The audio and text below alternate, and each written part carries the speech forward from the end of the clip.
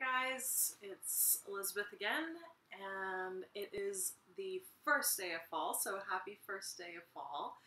I am wearing my dad's old sweater that he was going to give away to Goodwill, and I was just like,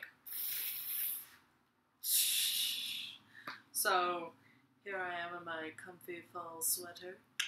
I have several, as everyone really should have, unless they live in Oklahoma and there's like really no use for a sweater. But it is still really beautiful and sunny outside, and I will probably take a walk later.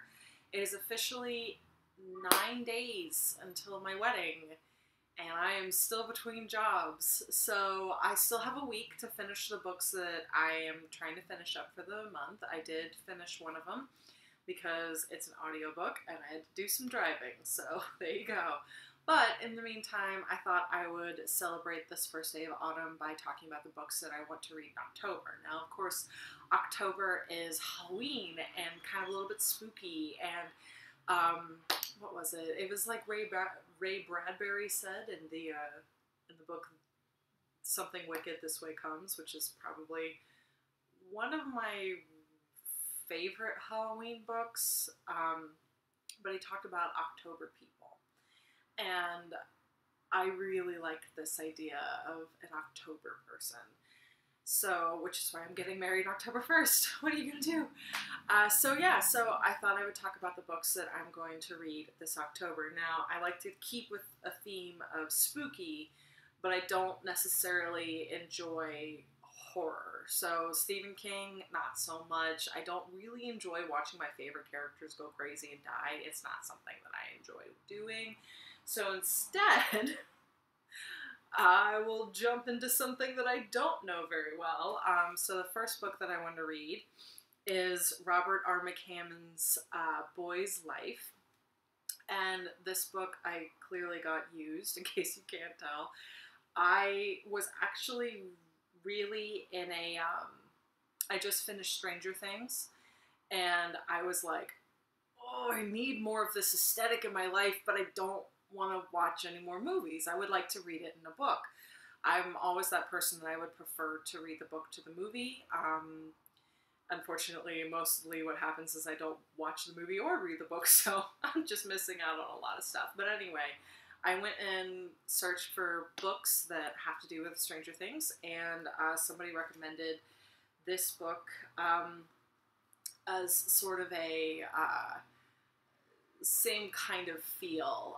It's still childhood, but there's still some spooky stuff going on, and you know, it's a coming of age story with like the supernatural. And also, I've read Robert McCammon's historical fiction books like a while ago. And it was something that my dad recommended to me, and I really enjoyed that stuff. I really enjoyed his mystery. It was a historical fiction mystery, and I really enjoyed it. So when I saw that this was on that list, I thought, well, I trust him, and I've trusted his old books, so let's give his old books a try. So I know that this is also a film, but I probably don't care. I'm probably just going to try to read this. So this is one of the books I want to read. And then the second book I want to read is P.D. James' The Children of Men, because nothing is more frightening than dystopia. I first heard about this book partially because of, you know, the movie that came out a while ago, and I didn't watch it. I just didn't care to at the time.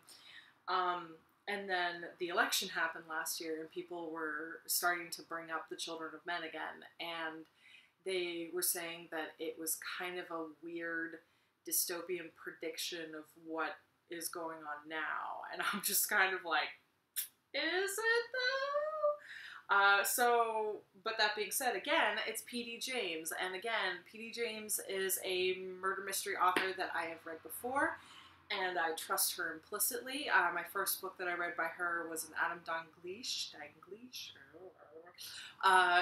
murder mystery called The Murder Room. I had the opportunity in college on my senior year I butchered that, I'm sorry.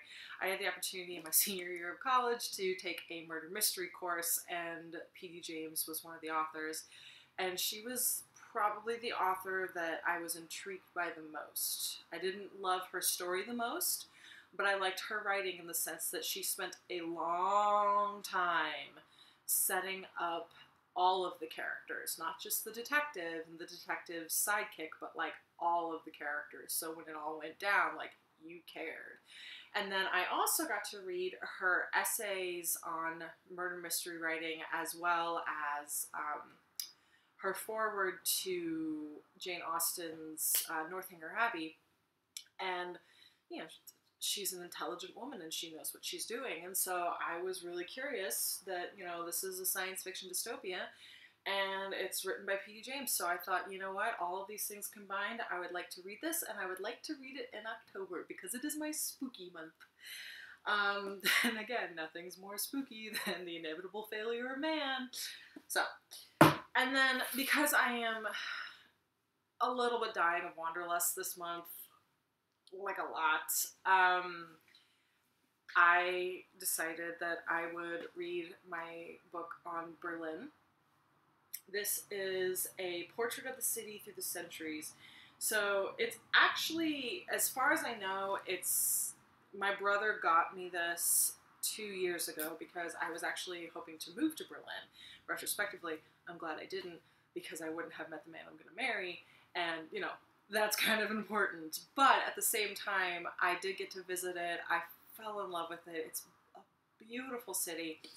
And so Scott, my little brother, got me this for Christmas, and I just, you know, it's history, it's Germany, it's a little bit of wanderlust stuff, so I will hopefully try to finish this.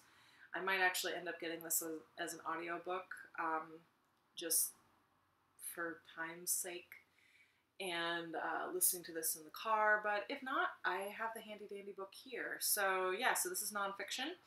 Berlin, Portrait of a City Through the Centuries by Rory Maclean. Maclean? I'm really sorry about people's names. This is the whole problem with being a reader, is that you like read things and you have no idea how they're pronounced. I apologize profusely. Case in point. Alright, well, that's all I'm going to do today. I hope you guys enjoy your first day of fall. I hope that you're able to get outside and enjoy the weather, even if it's like crappy, nasty, gross weather. Go outside, get some fresh air, open up some windows, and stay inside where it's warm, and drink tea or coffee if that's your poison of choice. Either one for me. So yeah, I hope you guys are all having a great day.